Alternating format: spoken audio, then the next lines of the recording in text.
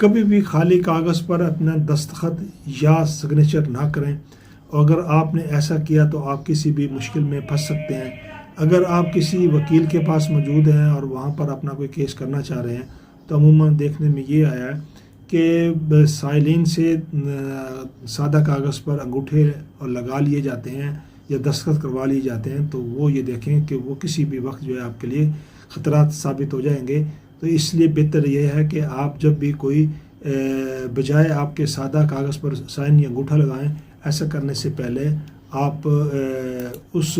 وکیل سے یا کسی بھی شخص سے یا بھی جو کوئی بھی کاروباری معاملات کے حوالے سے کوئی بھی آپ ڈاکومنٹس دیتے ہیں تو ان سے پہلے